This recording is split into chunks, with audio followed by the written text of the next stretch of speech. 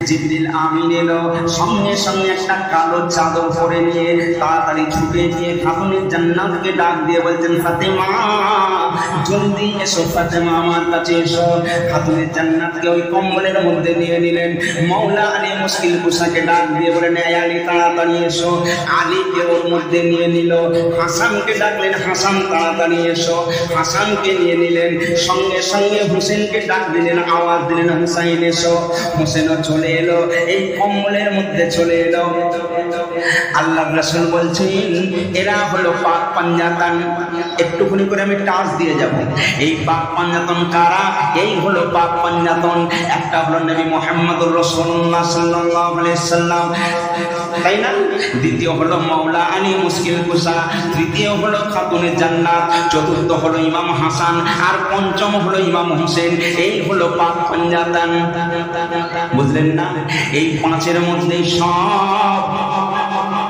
আচ্ছা, এই যে পাঁচটা আঙুল আছে, পাঁচ রকম, তাই না? আমার 12 ইমাম আছে, 14 খানদান আছে, প্রত্যেকটা ইমামকে এক দেখতে।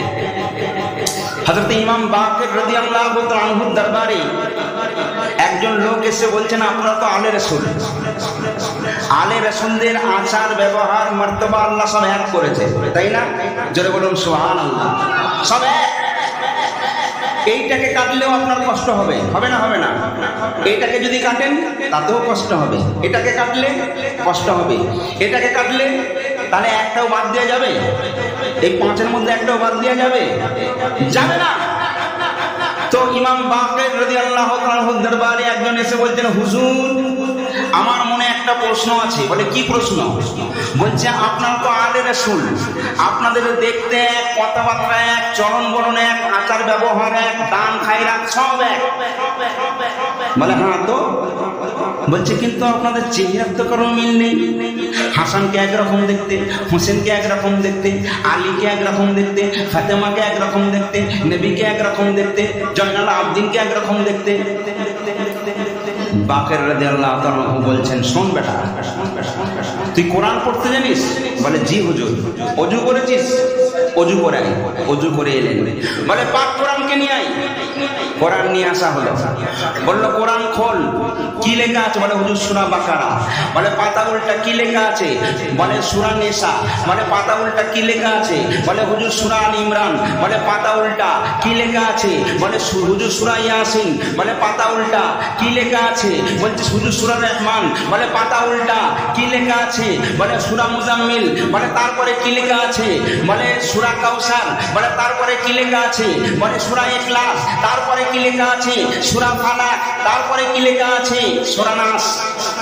114টা সূরা আছে কোরআন শরীফের মধ্যে। একটা একটা সব খুলে খুলে দেখালেন। তারপরে বললেন, এইবারে মুড়ে দে। বলে, এবারে কি দেখছিস? বলে, কোরআন। বলে, বুঝতে পারলি না? তুই যদি আলাদা আলাদা করে দেখিস তো সূরা ফাতিহা আলাদা দেখতে পাবি, সূরা ইয়াসিনকে যদি আলাদা করে দেখিস তাহলে আলাদা দেখতে পাবি, সূরা রহমানকে যদি আলাদা করে দেখিস তাহলে আলাদা দেখতে পাবি। কিন্তু যেই এক করে দেখবি সমান, কেউ আলাদা নয়, একের মধ্যেই সব গুপ্ত, সব ভেতরে রয়ে গেছে। যারা বলুন সুবহানাল্লাহ। এই পাক পাঞ্জাতন, এই পাক পাঞ্জাতনের আলী মাওলা মুশকিল কুসা, এই হোসেনকে চেনেন?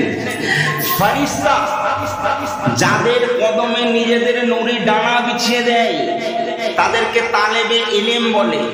তালেবে ইলম যাদের জুতো পরিষ্কার করে তাকে উস্তাদ বলে। উস্তাদরা যার খিদমত করে তাকে আলেম বলে। আলেমরা যার খিদমত করে তাকে ফুকা বলে। ফুকারা যার খিদমত করে তাকে তাবি তাবিঈন বলে। তাবি তাবিঈন যার খিদমত করে তাকে ওলি বলে। ওলি যাকে খিদমত করে তাকে নবী বলে। নবী যাকে খিদমত করে তাকে রাসূল বলে। আর রাসূল যাকে দেখে উঠে যায় তাকে ফাতেমা বলে। আর ফাতেমা যার জুতো পরিষ্কার করে তাকে আলী মাওলা মুশকিল কুসা বলে। আর মাওলা মুশকিল কুসা উঠে যাকে চুম্বন দেয় তাকে ইমামে হুসাইন বলে। ধরে বলো,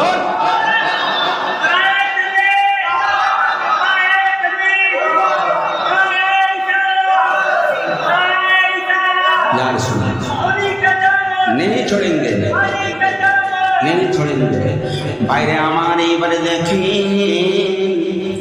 আল্লাহ রাসূল জাহানের বাদশা যখন বসেছিলেন খাতুনে জান্নাতের বাড়ি, এমন সময় জিবরিল আমিন এলেন, একটা ওহী নিয়ে এলেন, কিন্তু জিবরিলের মুখে কোনো কথা নেই। রাসূলকে সালাম দিলেন, মনটা মরা মরা। আল্লাহ রাসূল বললেন, জিবরাইল কি খবর নিয়ে এসেছো, মনটা মরা মরা কেন? তোমার হাতের মধ্যে কি? বলে হাতের মধ্যে একটা কাগজ, একটা লিফাফা, একটা পত্র নিয়ে এসেছেন। এই পত্রের মধ্যে কি রয়েছে? জিবরিল আমিন বলেন, ইয়া রাসূলুল্লাহ, ইয়া হাবিবাল্লাহ, হুজুর ইব্রাহিমের কুরবানি সেই দিন হয়নি। ওই কুরবানি দেবার জন্য একজনকে কারবালার সরজমিনে গিয়ে শহীদ হতে হবে, তবেই কিন্তু ইসলাম জিন্দা হবে, নইলে জিন্দা হবে না। কিন্তু এই পাক পাঞ্জাতনের মধ্যে একজনকে যেতে হবে, সেটা কে যাবে? সঙ্গে সঙ্গে আল্লাহ রাসূল বললেন, একটু দাঁড়াও, একটু দাঁড়াও। কাগজটা নিলেন, কি করতে হবে? বলে এখানে 5 জনের সই দরকার। এইবারে আল্লাহ রাসূল সই করে দিলেন। মাওলা আলী মুশকিল কুসার কাছে যাওয়া হলো। মাওলা আলী মুশকিল কুসাকে বলা হলো, তোমার একটা সন্তান জহরে যাবে আর একটা সন্তান কবরে যাবে, একজন বিষ পান করে মারা যাবে আর একজন কারবালার সরজমিনে গিয়ে শহীদ হবে। এইখানটায় সই করতে হবে। আচ্ছা বলুন, কেমন তাদের মধ্যে সবর ছিল? আপনি আপনাকে যদি কেউ বলে আপনার ছেলেকে কতল করে দেয়া হবে, আপনার ছেলের গলা কেটে দেয়া হবে, আপনি কি মেনে নেবেন? না গো না। দিনের জন্য, দিনের মহাব্বতে, শুধু নূর নবীর উম্মতের মহাব্বতে, নবীর উম্মতকে বাঁচাবার জন্য মাওলা আলী মুশকিল কুসা সই করে দিলেন। এইবারে খাতুনে জান্নাতের কাছে গেলেন। খাতুনে জান্নাতের চোখ দিয়ে ঝরঝর করে পানি ঝরে যায়। খাতুনে জান্নাত বলছে, আব্বা জান, আমি কেমন করে সইব, আমি কেমন করে সইব? না না, আমি মা হয়ে আমার একটা ছেলে জহরে যাবে আর একটা ছেলে কবরে যাবে, আমি সেই ফর্মে কেমন করে আমি সই করব? না না, এটা হতে পারে না, পারে না। আল্লাহ রাসূল বলেন, ফাতেমা চোখের পানিটা মুছে নাও, মা গো শোনো, তোমার ইমাম হুসাইন শহীদ হয়ে মারা যাবে আর ইমাম হাসান বৃষ্টি মারা যাবে। আমি জানি বহু কষ্ট, বহু কষ্ট, কিন্তু তার থেকে বেশি কষ্ট কাল কিয়ামতের ময়দানে আমার উম্মতগুলো যখন নফসি নফসি করবে, এক বিন্দু পানির জন্য তড়পাবে। আমি রাসূলুল্লাহ যতক্ষণ না পর্যন্ত আমার ওই গুনাহগার উম্মতদের পানি পান করাতে পারি, আমি ততক্ষণ পর্যন্ত আমি নবী চেন পাবো না। ফাতিমা, ও ফাতিমা শুনো, আমার হুসাইন কারবালার ময়দানে শহীদ হবে ঠিক, কিন্তু পানি কিন্তু সে পান করবে না। পানির জন্য দৌড়বে দৌড়বে মরবে। কোন পরিবার বর্গের মধ্যে কাউকে সে পানি পান করাবে না, নিজেও পানি পান করবে না মা গো। কারণ আমার হুসাইন ওই কিয়ামতের ময়দানে আমার উম্মতদের সঙ্গে সেই দিনে পানি পান করবে। এই জন্য কারবালার ময়দানে ইমাম হুসাইন কিন্তু পানি পান করে না। অনেক বেঈমানরা বলে যে ফুরা বন্ধ করে দিয়েছিল, হুসেনকে পানি দেওয়া হয়নি ঠিকই, কিন্তু ইমাম হুসাইন চাইনি তাই আসেনি। কিন্তু ইমাম হুসাইন যদি একবার বলতো, ফোরাতের পানি কি আসতো না? যদি তা না হয়, আপনারা জানেন হিন্দুস্তানের রাজা মহারাজা খাজা গরিব নওয়াজ কি গো, পৃথ্বীরাজ পুরো আনাসাগর বন্ধ করে দিয়েছে। খাজা গরিব নওয়াজের মুরিদরা বলছে, হুজুর আমাদের জন্য আনাসাগর বন্ধ করে দেওয়া হয়েছে, ওযু করতে মানা করে দেওয়া হয়েছে, পৃথ্বীরাজের কোন হুকুম? খাজা গরিব নওয়াজ বলছেন, রামদেব বলে একজন পূজারী, ওনার ভক্ত মুরিদ, তাকে বলছে, রামদেব এই লুটা নিয়ে আনাসাগরের কাছে যাও, গিয়ে বলো, এই আনাসাগর তুঝে খ্বাজা পিয়া বুলাতে হ্যাঁ। সঙ্গে সঙ্গে তামাম আনাসাগরের পানি ওই লুটার মধ্যে ভরে গিয়েছিল। জোরে বলুন সুবহানাল্লাহ। এটা কার কথাই? খাজা গরিব নওয়াজের কথাই। এই হিন্দুস্তানের রাজা মহারাজা কে? খ্বাজা, হিন্দুস্তানের রাজা খ্বাজা, হিন্দুস্তানের বাদশাহ হলো খ্বাজা, আর খ্বাজার বাদশাহ হলো ইমাম হুসাইন। জোরে বলুন সুবহানাল্লাহ। তাহলে খ্বাজা গরিব নওয়াজের কথায় যদি আনা সাগরের পানি পুরোটার মধ্যে বন্দী হতে পারে, শুধু আনা সাগরের পানি নয়, সমস্ত মায়েদের বুকের দুগ্ধ পর্যন্ত শুকিয়ে গিয়েছিল, গরু ছাগল ভেড়ার দুগ্ধ পর্যন্ত শুকিয়ে গিয়েছিল, যদি তাই হয়ে থাকে তাহলে ইমাম হুসেন যদি পানি খাবার ইচ্ছা করতেন ওই ফোরাতের পানি আসতো না। আর এই ইমাম হুসেনের আল্লাহ এমন পাওয়ার দিয়েছিলেন যুদ্ধ করার প্রয়োজন নেই, যদি একবার গাজাবি নজরে এইভাবে দেখতেন জোরে ছারখার হয়ে যেত। কিন্তু শুধু নবীর সঙ্গে ওয়াদা, নবীর মুহাম্মদে নবীর উম্মতের জন্য আর ইসলামের জন্য শহীদ হয়ে গেছে। আহা ভাইরে আমার, খাতুনে জান্নাত কাঁদতে কাঁদতে সই করে দিলেন। ভাইরে আমার, ইমাম হাসান বলছে না না হুসাইন, আমি বরং কারবালার ময়দানে গিয়ে শহীদ হব। হোসেন বলছে না না না ভাইজান, না না না, আমাকেই হতে হবে। সঙ্গে সঙ্গে হোসেন ওইখানে সই করলেন। আপনারা জানেন কেতাবের মধ্যে বহু কিছু আছে, আমি ছোট ছোট কেটে কেটে মেন জায়গা থেকে বলবো। খাতুনে জান্নাত কেতাবের মধ্যে পাওয়া যায় একদিন কারবালার সরজমিনে ফজরের নামাজ পড়ে চলে গিয়েছেন। খাতুনে জান্নাত করছেন কি, সেইখানে গিয়ে নিজের শাড়ি দিয়ে এইভাবে সুন্দর করে ঝাড়ু কষি লাগাচ্ছেন, পরিষ্কার করছেন। সব লোকজন সেইখানে হাজির হয়ে গেল, এসে বলছে জান্নাত রানী, ও নবীর নন্দিনী ফাতেমা, এইখানে এমন করে কাঁদো, চোখের পানি ছেড়ে ছেড়ে কাঁদো, আর নিজের শাড়ির আঁচল দিয়ে তুমি কি করছো? বলছে আমি ঝাড়ু কষি করছি, আমি পরিষ্কার করছি। বলে কেন করছো? বলে এমন একটা দিন আসবে যেই দিনে আমার লাল, আমার কলিজার টুকরা হুসাইন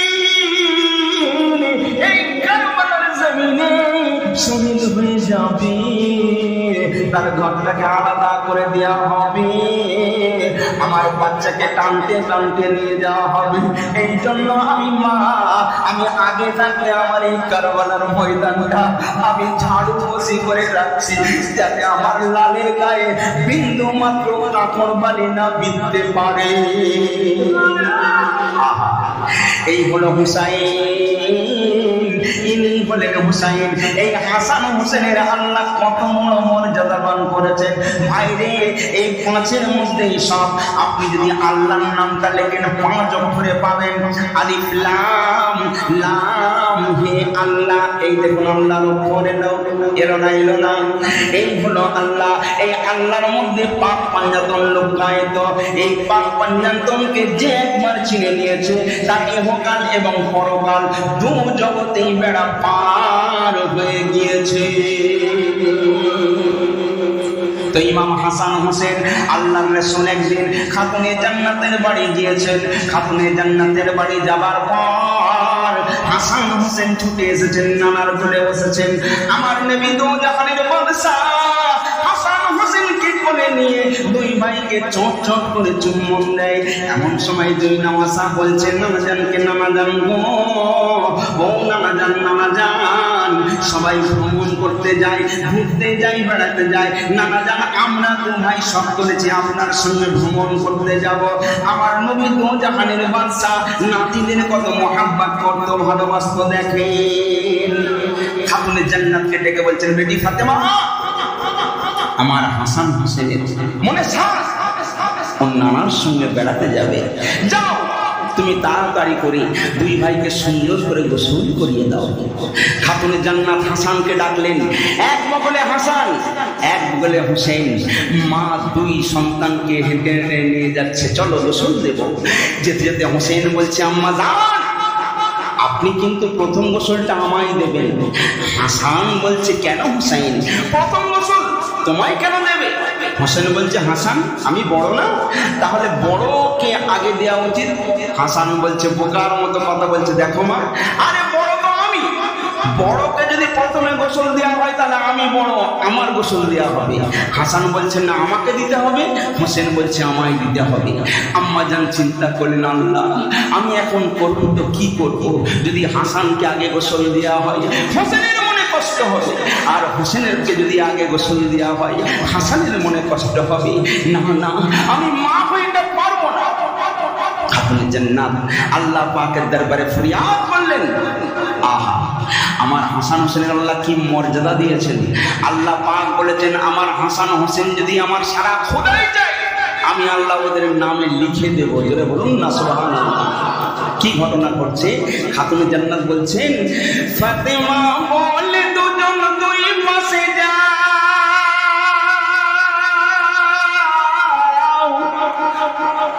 ফাতেমা বলে দুজন দুই পাশে যাও, আর দুজনাই একসাথে গোসল করে নাও, দুজনাই একসাথে গোসল করে নাও। আচ্ছা এই কেমন কথা? হাসানকে বলতে সেইখানে গিয়ে দাও, আর হোসেনকে গিয়ে বলতে সেইখানে গিয়ে দাও। আচ্ছা এটা কেমন করে হয়? মা তো একটা, দুটো সন্তানকে দু জায়গায় পাঠিয়ে দিল, পাঠিয়ে দিয়ে মা ছেলেরা বলছে কেন মা? হাসানকে বলছে আরে বোকা প্রথম গোসল তোমায় দেব। হোসেন বলছে মা কেন? বলছে আরে প্রথম গোসল তোমায় দেব। তারপর একই সাথে দাঁড়িয়ে মা জননী দুই মামের মাথে ওই ঢালে পানি, দুই মামের মাথে ওই ঢালে পানি, ও গো ঢালে পানি। বলে ইমাম হোসেন, বলে হোসেন হাসান তুমি কি মোর আম্মা জান? হাসান বলছে মা তুমি আমার মা তো? মা বলছে লও বেটা। ছেলে ভাই জিজ্ঞেস করছে আমি তোমার মা না মা নই? আমি তো তোমার মা। বলে প্রথম গোসল আমাকে দিচ্ছেন? হ্যাঁ তোমাকে দিচ্ছি। বলে তুমি যদি আমার মা হও হোসেনকে কে গোসল দেয়? বলে ওদিকে তাকিও না, তোমাকে গোসল দিচ্ছি, প্রথম গোসল করে না। আর হোসেন জিজ্ঞেস করছে মা তুমি তোমার মা? বলে হ্যাঁ। বলে তাহলে হাসানকে কে গোসল দিচ্ছে? বলে আরে বাবা প্রথম গোসল তো তোমায় দেওয়া হচ্ছে তাই না, ওদিকে তাকিও না। আচ্ছা এটা কেমন করে সম্ভব? একটা মা দুই সন্তানকে অত দূরে দূরে একসঙ্গে কেমন করে গোসল দেওয়া সম্ভব? সম্ভব নয়। বাইরে আমার আমার আল্লাহ ওহুকে জআন হনিকে হনি করতে পারে না পারে না। আমার রব্বুল আলামিন আল্লাহ পাকের দরবারে খাতুনে জান্নাত যখন ফরিয়াদ করেছিলেন সঙ্গে সঙ্গে আল্লাহ রব্বুল আলামিন হাসানের কষ্ট সহ্য করতে পারবে না, হোসাইনের কষ্ট সহ্য করতে পারবে না। এই জন্য পৃথিবীর জমিনে আম্মাজান হাওয়াকে সঙ্গে সঙ্গে খাতুনে জান্নাতের রূপে পাঠিয়ে দেয়। দুই মা একসাথে দাঁড়িয়ে দুই লালকে একসাথে গোসল দেয়।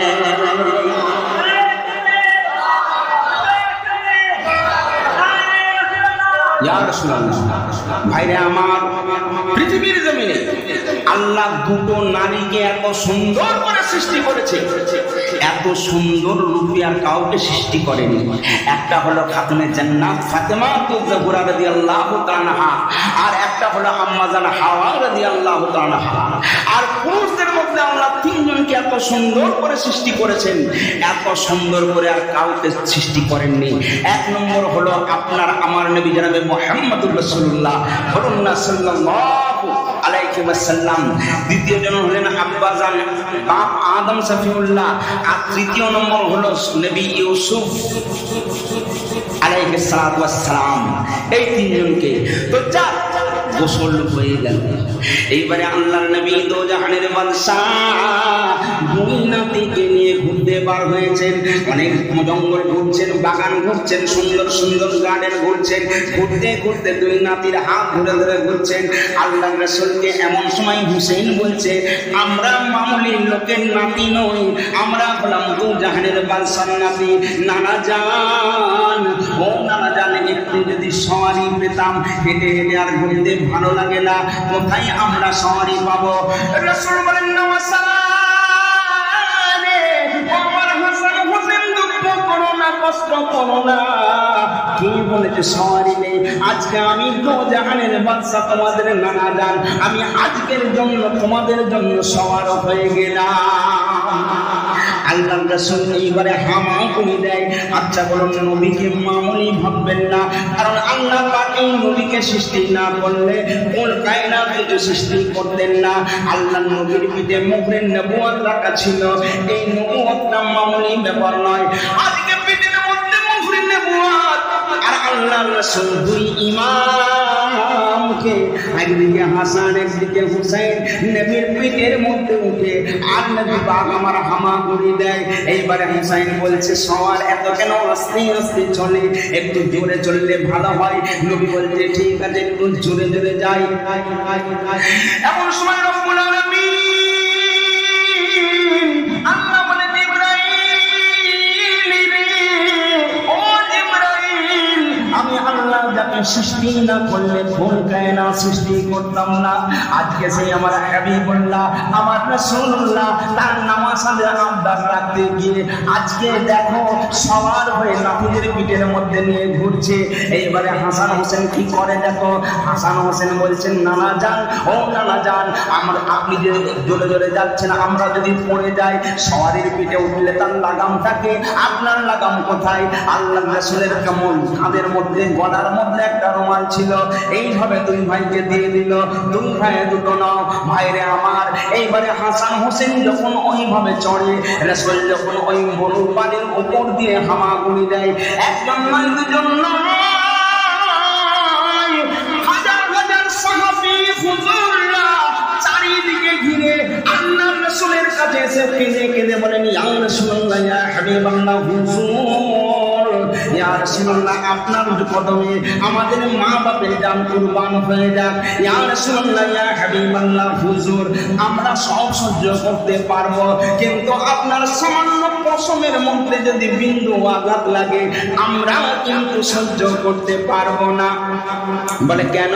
বলে, ইয়া রাসূলুল্লাহ, ইয়া হাবিবাল্লাহ, আপনি হাসান হোসেনের জন্য সওয়ার হয়েছেন, কিন্তু নুড়ি পাথরে আপনার হয়তো রক্তাক্ত হতে পারে। ইয়া রাসূলুল্লাহ, হুজুর, আপনি একবার হুকুম দেন, আপনি যদি বলেন শত শত সওয়ার ঘোড়া এখানে হাজির করে দেব। আল্লাহর রাসূল বলেছিল, সাহাবী, ও আমার সাহাবীরা শোনো, এরা হলো আমার আহলে বায়াত, এদের সঙ্গে যদি মুহাব্বত রাখো, আমি রাসূলুল্লাহ তবে কিন্তু আমার মুহাব্বত পাবে। আল্লাহ পাকের কাছে হাত নিয়ে আল্লাহ রাসূল বলেছিলেন, আজ যারা আমার আহলে বায়াতের সঙ্গে মুহাব্বত রাখলো, এই আল্লাহ তাদের সঙ্গে তুমি মুহাব্বত রেখো। আমার আহলে বায়াতের সঙ্গে যারা দুশমনি রাখলো, এই আল্লাহ তুমি তাদের সঙ্গে দুশমনি রেখো। বুঝলেন না? আল্লাহর রাসূল সারা জীবন আমাদেরকে দিয়ে গেছেন, দেননি? সারা জীবন দিয়ে গেছেন, নেননি কিছু। আল্লাহর রাসূল, আহা, আল্লাহর রাসূল আমাদের শুরু দিয়েছেন, আমাদের নামাজ দিয়েছেন, রোজা দিয়েছেন, কলমা দিয়েছেন, যাকাত দিয়েছেন। এই তুমি যে আজকে আল্লাহর প্রশংসা করছো, কুল হুয়াল্লাহু আহাদ, আল্লাহুস সামাদ, লাম ইয়ালিদ ওয়া লাম ইউলাদ ওয়া লাম ইয়াকুল লাহু কুফুয়ান আহাদ, কে বলেছে? এক আল্লাহ। ওই আল্লাহকে মেনে নাও। আল্লাহ বলেছে, আমার নবী বলেছে। তুমি যে নামাজের বরকত করো, এই নামাজ কথা পেলে? আমার নবী মেরাজে গিয়েছে, সেখান থেকে তোফায়ে নজরানা উম্মতে মুহাম্মাদের জন্য নামাজ নিয়ে এলেন, রোজা নিয়ে এলেন, যাকাত নিয়ে এলেন, কলমা নিয়ে এলেন। নবী মিসওয়াক করেছেন, নবীর সুন্নাত, সেটাকে আমরা নিয়েছি। নবী দাড়ি রেখেছিলেন, আমরাও দাড়ি রেখেছি। নবী জুব্বা করতেন, আমরাও জুব্বা করেছি। নবী ডান হাতে দিতেন, ডান হাতে নিতেন, ডান হাতে খেতেন। আমরা সব নবীর সুন্নাতগুলো পালন করেছি, ঠিক ঠিক, তাই না? আচ্ছা বলুন, নবী কোনোদিন এই যে আপনার দাঁতন মিসওয়াক করে কোনদিন পকেটে রেখেছেন? করে দূরে রেখে দিয়েছেন। কিন্তু বলুন, আমার নবী হাসান হোসেনকে কত মহব্বত করতো।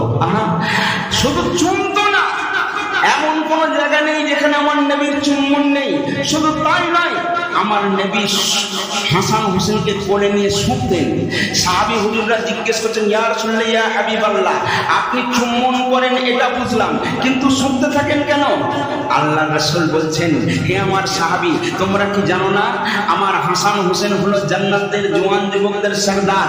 আমার হাসান হোসেনের কাছ থেকে আমি এই জন্যই সুখী, আমার হাসান হোসেনের কাছ থেকে আমি জান্নাতের খুশবু মেহসুস অনুভব করি।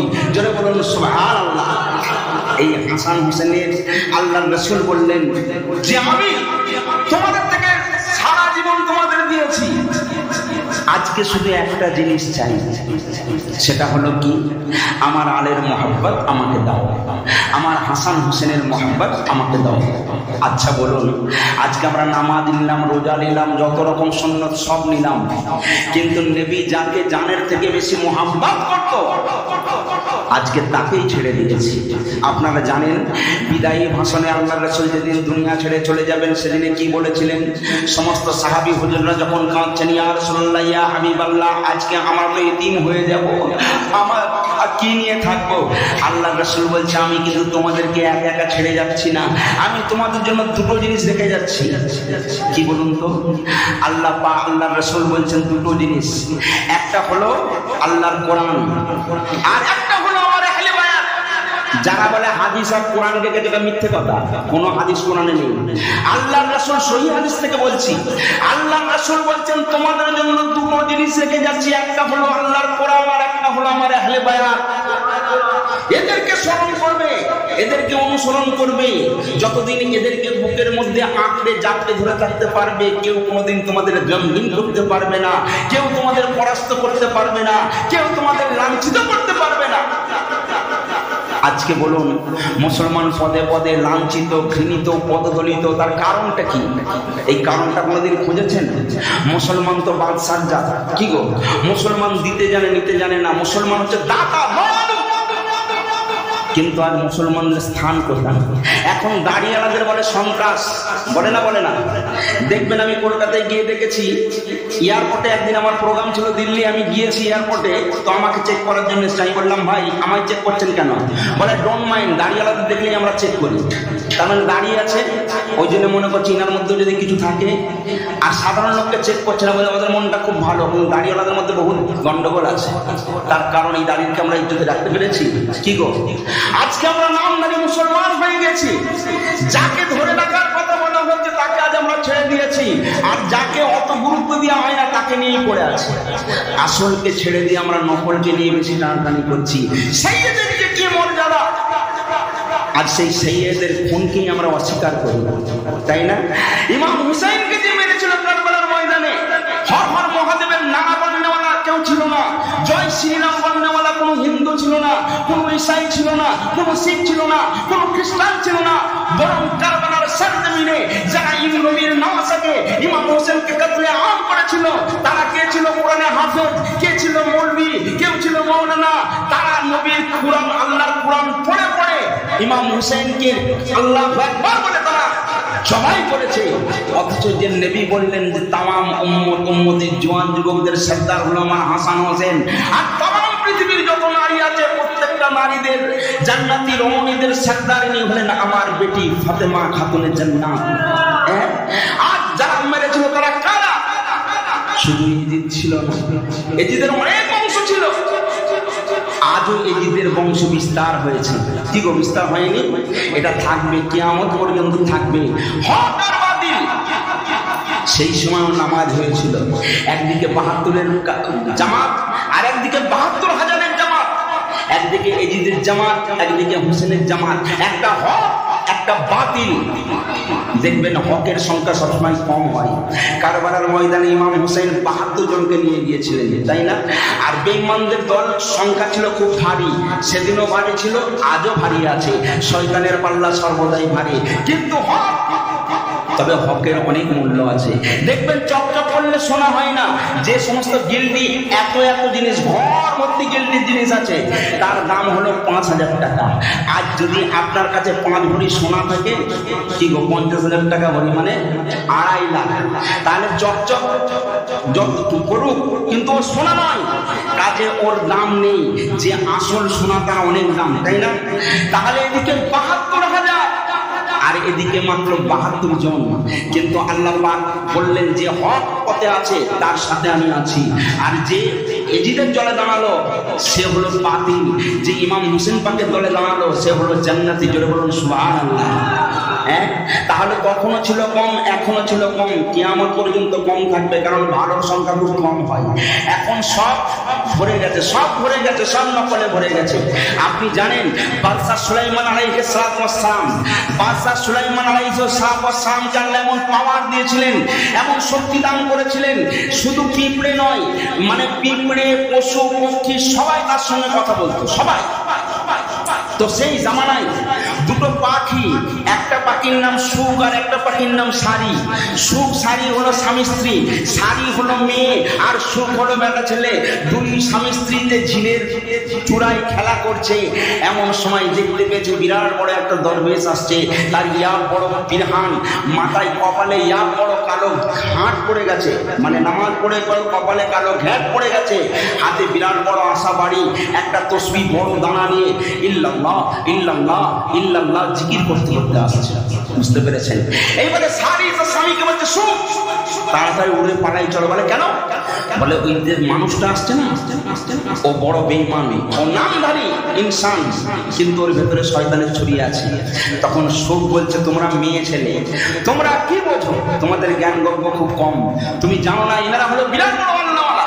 কারণ আল্লাহ বলেছে আমি কিয়ামত ততদিন করবো না যতদিন পর্যন্ত ওই দুনিয়ার জমিনে আমার একজন যদি আল্লাহওয়ালা কেউ থাকে, আশিক থাকে, প্রেমী থাকে, মহাব্বতের কেউ থাকে, ওই তার ওসিলায় আমি দুনিয়াকে জিন্দা রাখবো। এটা হলো তাদের মধ্যে একজন। সারি বলছে আমার বিশ্বাস হচ্ছে না। বলে কি বিশ্বাস হচ্ছে না? বলে না, এই দুপায়া মানুষকে কোনোদিন বিশ্বাস করো না। তার স্বামী বলছে তুমি বোকা, আজকে আমি প্রমাণ করে দেখিয়ে দেবো ইনি আল্লাহর নেক বান্দা, সলেহীন বান্দা, মুমিন বান্দা, ইমানদার বান্দা। বলে স্বামী যেও না, দোহাই লাগে তোমায়। বলে আমি প্রমাণ করে দেখিয়ে দেব। সুখের সাদা মনে কাদা নেই, সঙ্গে সঙ্গে উড়ে উড়ে গিয়ে সেই দরবেশের সামনাসামনি গেল। যখন এই দরবেশের এরকম আঁকাতে গিয়ে বসলো, দরবেশ দেখলো আরে সেটিগা এ বিরাট, এ হেভি মজা হবে, এই পাখির মাংসটা খুব সুন্দর। সঙ্গে সঙ্গে পাখিটা আবার নিচুই যখন এলো, আশা বাড়ি দিয়ে সাফাত করে মারলো সুখকে। যেই সপাত করে মেরেছে পাখিটা ঝটপট ঝটপট ঝটপট করতে করতে মারা গেল। মারা যাবার পর ওই দরবেশ করলো কি, ছুরি নিয়ে ওর গলাটা কাটতে যাবে, এমন সময় সারি এসে ঠোঁটে করে নিয়ে চলে যাচ্ছে দরবারে। কার দরবারে? বাদশাহ সুলাইমানের দরবারে। ভাইরে আমার, এই বাদশাহ সুলাইমানের দরবারে গিয়ে সারি কেঁদে কেঁদে বলে জাহাপানা হুজুর, ও বাদশাহ সুলাইমান, আজকে আপনার দরবারে আমি এসেছি হতভাগী আমার বিচার নিয়ে। বলে তোমার কি বিচার? সেই সারি বলে আমার স্বামী ছাড়া দুনিয়ার জমিনে আমার কেউ নাই। আমার স্বামী বিশ্বাস করেছিল একজন মানুষকে, সেই মানুষটা এমন প্রতিফল দিয়েছে, এমন প্রতিদান দিয়েছে। বলে কি করেছিল? বলে আমার স্বামী কিছুই করেনি।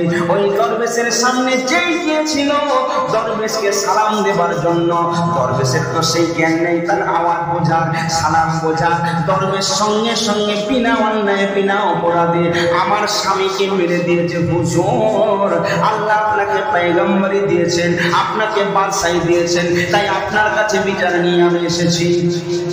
বাদশাহ বলছে দেখো সুখ, তোমার যে স্বামী মারা গেছে, যে মারা যায় সে তো আর ফিরে আসে না, তুমি ওর কি শাস্তি দেব? তুমি বলো, ওকে কি ফাঁসিতে দেব? ওকে কি শুনেতে দেব? ওকে টুকরো টুকরো করবো? বলছে আগে তোকে ধরে নিয়ে আসুন। বাদশার লোকজন গিয়ে তাকে ধরে নিয়ে এলো। বিরাট বড় দরবেশ, ইয়া বড় কপালে কালো ঘ্যাট, হাতে তসবিহ দানা, বড় আশা বাড়ি। টাকা হলো। বাদশা এবার সারিকে জিজ্ঞেস করছে তোমার পরামর্শ অনুযায়ী মেয়েকে শাস্তি দেবো, তুমি বলো, ওকে শুলে দিই? সারি বলছে না, ওকে শুলে দিলে আমি খুশি নয়, ফাঁসিতে দিলে আমি খুশি নয়। আপনি এক কাজ করুন, ওর দেহে যে পোশাকটা পরে আছে ওই পোশাকটা খুলে নিন, তাহলে আমি খুশি হয়ে যাব। বুঝতে পারলেন না? তাহলে যারা দাড়ি রাখে, যারা লম্বা পিরহান পরে, পাঞ্জাবি পরে, এই পাঞ্জাবির কত বড় মর্যাদা। সারি বলছে ও যদি সাধারণ মানুষ হতো আমি বিশ্বাস করতাম না, আমার স্বামী বিশ্বাস করতো না, যেত না, কিন্তু ও তো দরবেশের লেবাসে রয়েছে, ইয়া বড় চাপ দাড়ি আর হাতে তাসবিহ দানা, আপনি কি মনে করবেন নিশ্চয়ই আল্লাহওয়ালা? তাহলে ও বেঈমান। অতএব ওর দেহ থেকে পোশাকটা খুলে নিলে আমি সব থেকে বেশি খুশি হব। এ থেকে আপনি কি বুঝলেন? তাহলে বোঝা গেল আল্লাহ পাক কাল কিয়ামতের ময়দানে কে লম্বা, কে বেটে, কে কালো, কে ফর্সা, কার পাঁচতলা বিল্ডিং, কার দোতলা ঘর, কার মাটির ঘর, এইসব দেখবেন না। আল্লাহ পাক বলছেন আমি প্রত্যেকটা মানুষের অন্তর্নিহিত বিচার করব। অন্তর্নিহিত বিচার, কারণ মুখে এক অন্তরে এক দুরকম মনে হবে না। তুমি ভালোবাসো তো অন্তর থেকে ভালোবাসো, কি? কারণ আর ভালোবাসার অর্থ শুধু, ভালোবাসার অর্থ শুধু কামনাতে নয়, আর ত্যাগের মাঝে ভালোবাসার সুখ পাওয়া যায়। এই জন্য বলছি তুমি সাচ্চা দিলে যদি তাকে ডাকো তবেই সে কিন্তু তোমায় সাড়া দেবে, তাই না? তাই সাচ্চা মনে একিনে ডাকো যদি সর্বদাই, তুমি সাচ্চা মনে একিনে ডাকো যদি সর্বদাই, কেমনে সেজন থাকবে গোপন প্রেম যদি তার দিলে রয়। তবে প্রেমী হওয়া নইরে সোজা পাঁজর ভেঙে যায়, তবে হবে তার জয়, ত্যাগেরই মাঝে মেওয়া পাওয়া যায়। জোরে বলুন, ত্যাগেরই মাঝে মেওয়া পাওয়া যায়, ত্যাগেরই মাঝে মেওয়া পাওয়া যায়। ভাই আমার কথা বলতে এখানে ছেড়ে দিয়ে এসেছিলাম, আল্লাহ রাসূলের পেটের মধ্যে ইমাম হাসান হোসেন ঘুরছে। ঘুরতে ঘুরতে এমন সময় দেখছে খিদে লেগেছে, খিদে। হাসান হোসেন নানাজানকে বলছেন, নানা জান, ও নানা জান, যদি একটু খাওয়ার ব্যবস্থা করা যেত খুব ভালো হতো। ভুললাম তো না, কিন্তু পেট তো আসে।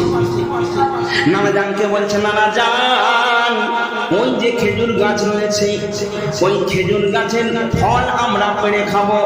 ইমাম হাসান হোসেন যখন নানাজানকে বলছেন, ও নানাজান, ওই খেজুর গাছের ফল আমাদের পেড়ে দিন। নানাজান তখন বলে, হাসান হোসেন, শোনো হোসেন হাসান, না বলে খাওয়া যে হারাম। এ অন্য জনের গাছ, আমার তো গাছ নয়, আমি কেমন করে তোমাদের খাওয়াই? ভাই আমার, আল্লাহ পাক আহলে বায়াত হাসান হোসেনকে কত মহব্বত করে দেখেন। আল্লাহ পাকের সৃষ্টির পর্যন্ত ইমাম হোসেনের আশিক দিওয়ানা হয়ে যায়। হাসান হোসেন যখন মনে মনে সংকল্প করে, ইরাদা করেছে যে খেজুরটা হলে খুব ভালো হতো, কিন্তু নানাজান বাধা দেয়, না না না না বলে খাওয়া হারাম, খবরদার নয়, খবরদার নয়। জঙ্গলের গাছ সঙ্গে সঙ্গে নিচু হয়ে যায়। আল্লাহর কুদরতে খেজুর গাছের জুবান খুলে যায়। আল্লাহ রাসূলকে সামনে বলে, হুজুর, আমি খেজুর, আমি হব মধুর, আমি ধন্য হয়ে যাব। হাসান হোসেন যদি একবার আমার গাছের খেজুর খায়, আমি খেজুর পৃথিবীর জমিনে ধন্য হয়ে যাব। ওই খেজুর গাছ যখন ঝুঁকে যায়, আল্লাহ রাসূল দয়ার নবী সঙ্গে সঙ্গে খেজুর গাছ যখন ঝুঁকে গেল, হাসান আর হোসেনকে ইশারা করে। হাসান একটা করে খায়, হোসেন একটা করে খায়। যে একটা করে খেজুর পারে, আবার একটা খেজুর এসে ভরে যায়। একটা খায় আর একটা সঙ্গে সঙ্গে ভরে যায়। খেজুর পৃথিবীর জমিনে তাই এত মধুর, তাই ধন্য হয়ে যায়। কারণ ইমাম হোসেনের সময় ছিল, তাই খেজুর দানা। একদিন ওই কচি ডাব দেখেছেন, ডাব গাছে যে ডাবের পাশে একটা খেজুরের গাছ ছিল, খেজুরের গাছ। সেই খেজুর ইমাম হুসাইন কাঁদছেন যে আমি খেজুর খাবো। তো এমন সময় দেখতে পেলেন আল্লাহর রাসূল তাকে বললেন, হুসাইন তুমি কেঁদো না। মসজিদ নববীর পাশে যে খেজুর গাছটা আছে ওটা আমি তোমার নামে করে দিলাম। ওই স্বপ্ন, ওই কথা খোয়াবের মধ্যে ফাতেমাও দেখলেন, মাওলা আলী মুশকিল কুসাও দেখলেন। জোরে বলো। ইমাম হুসাইন সকালবেলা গেল, ওই গাছে খেজুর ভরে গেছে। ইমাম হুসাইন পাড়ছেন, নিজে খাচ্ছেন আর ছেলেদেরকে দিচ্ছেন। সেই সময় রাষ্ট্রপতি খলিফা কে ছিল জানেন? ওমরে ফারুক। আচ্ছা বলুন, রাষ্ট্রপতির পাওয়ার কম না বেশি? বিরাট পাওয়ার। এক চাওয়ালাই পেরেশান করে দিয়েছে, কি সারা দুনিয়াকে একদম মুঠিতে রেখে দিয়েছে। পাওয়ার আছে তো, যে ওই সিটে থাকে তার পাওয়ার বিরাট। তাহলে ওমরে ফারুকের কত পাওয়ার, উমর বিন আব্দুল্লাহ তার কত পাওয়ার। সে গিয়ে বলছে, হুসাইন তুমি যে আমাদের গাছ থেকে খেজুর পেড়ে সবাইকে দিচ্ছ এবং খাচ্ছ মজা করে, এ কার গাছ? তুমি কি অনুমতি নিয়েছো? হুসাইনের মক্কা গরম। হুসাইন বলে, এই গোলামের বাচ্চা গোলাম বলে কি? আমার গাছ, আমি হুসাইন, আমি যা ইচ্ছা তাই করবো। তুই গোলামের বাচ্চা গোলাম, তোকে কি কৈফিয়ত দিতে হবে? আচ্ছা, এই কথাটা বিরাট কথা কিন্তু। আবার যাকে তাকে বলছে না, খলিফার ছেলেকে এত বড় পাওয়ার। এই কথা বলার সঙ্গে সঙ্গে খলিফার ছেলের তো প্রেস্টিজ পুরো পাঞ্চার। আরো লোকজন সঙ্গে ছিল, তারা বললো, হুসাইন তোমায় বলে কি? হুসাইন বলছে, ভাগ গোলামের বাচ্চা গোলাম, মানে তুও গোলাম, তোর বাপও আমার গোলাম। এই কথা বলার সঙ্গে সঙ্গে বিরাট প্রেস্টিজ। বাপের কাছে চলে গেছে ছুটে। আব্বাজান ওমরে ফারুক তখন শাম সিরিয়া থেকে বহু জায়গা থেকে বড় বড় নেতা পণ্ডিতদের নিয়ে বসে উনি মিটিং এ রয়েছেন। এমন সময় ওমর বিন আব্দুল্লাহ গিয়ে বলছেন, আব্বাজান আজকে আপনার কাছে বিচার নিয়ে এসেছি, বিচার করতে হবে। বলে, কি বিচার? বলে, ফাতেমার ছেলে আলী, আলীর বেটা আলী, আলীর বেটা হুসাইন, তার এত বড় স্পর্ধা। সে আমাকে গোলামের বাচ্চা গোলাম বলেছে, মানে তুমিও গোলাম আর আমিও নাকি গোলাম। আচ্ছা, এই কথা শুনে তো রেগে যাওয়া উচিত। উমরে ফারুক মৃদু সুরে বললেন, বেটা তুমি কি বলছো? না না না, আমার হুসাইন এ কথা বলতে পারে না। উমরের ছেলের সঙ্গে আরো যারা ছিল তারা বলছে, আমরা নিজেরা শুনেছি। উমরের ছেলে সবাই বলছে, তোমরা বলো। তারা বলছে, আমরা প্রেজেন্ট ছিলাম, আমরা সাক্ষী ছিলাম, আমাদের সামনে হুসাইন এইভাবে চিৎকার করে সবার সামনে বলেছে। উমরে ফারুক বলছে, এটা আমি বিশ্বাস করি না। তুমি এক কাজ করো, তুমি আবার যাও, গিয়ে তাকে বলবে, হুসাইন তুমি যে গোলাম বলেছো আমার বাপকে, এটা কি তুমি কাগজে লিখে দিতে পারবে? যদি লিখে আনতে পারো তাহলে আমি বিশ্বাস করবো, মুখের কথায় আমি বিশ্বাস করি না। আপনি কি বলছেন, বিশ্বাস করছেন না? এই চলো। উমরের ছেলে উমর বিন আব্দুল্লাহ সমস্ত ছেলেদেরকে নিয়ে, বন্ধুদের নিয়ে ছুটে ছুটে গেল। হুসাইন তোমার এত বড় স্পর্ধা, তুমি যে কথাটা বললে সেই কথাটা কাগজে লিখে দিতে পারবে? হুসাইন বলছেন, নবীর নওয়াসা, জান দিয়ে দেবে কিন্তু মিথ্যা কোনোদিন বলে না। অতএব আমি যখন বলেছি, মুখে নয় কাগজ আর কলম নিয়ে কোথায় লিখতে হবে বল, কবার লিখতে হবে বল। কাগজ নিয়ে আসা হলো, কলম নিয়ে আসা হলো, তাতে লিখে দিল ইমাম হুসাইন গোলামের বাচ্চা গোলাম। এইবারে সঙ্গে সঙ্গে উমরের ছেলে ছুটে ছুটে আব্বাজানের কাছে গিয়ে বলছে, আব্বাজান আপনি বিশ্বাস করেছিলেন, এই দেখুন কত বড় স্পর্ধা, কাগজে পর্যন্ত লিখে দিয়েছে। সঙ্গে সঙ্গে ভাইরে আমার ওমরে ফারুক দাঁড়িয়ে গেলেন, ওনার সঙ্গে আরো লোকজন ছিল, সবাই দাঁড়িয়ে গেল। আর হয়তো ইমাম হোসেনের রক্ষা নেই, সমস্ত মানুষ চারিদিক থেকে হই হই করে আসছে। খলিফার সঙ্গে বহু লোকজন সেইখান থেকে আসছে, রাস্তা দিয়ে সমস্ত লোকজন ছুটবে।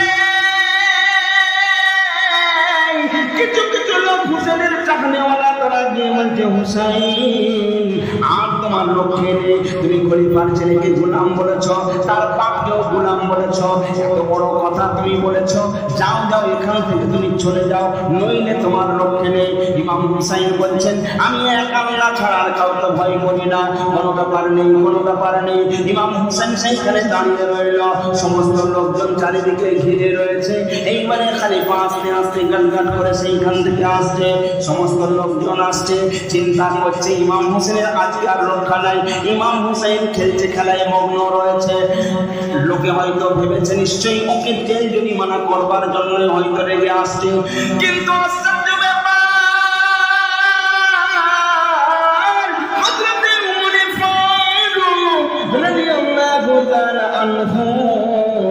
এইবারে হুসাইনের সামনাসামনি যখন এলো সেইখানে হুসাইনের কাছে এসে বসে গেল, নত জানু হয়ে বসে গেল। ইমাম হুসাইনের ঠ্যাং দুটো পা দুটো ধরে এইভাবে সিনার মধ্যে জাপটে ধরে হুসাইনের গালে একটা চুম্বন দিয়ে এইভাবে জপটে ধরে হাত দুটো তুলে আল্লাহর দরবারে চোখ দুটো তুলে দিয়ে মাথাটা উঁচু করে দিয়ে কাঁদতে কাঁদতে বলে,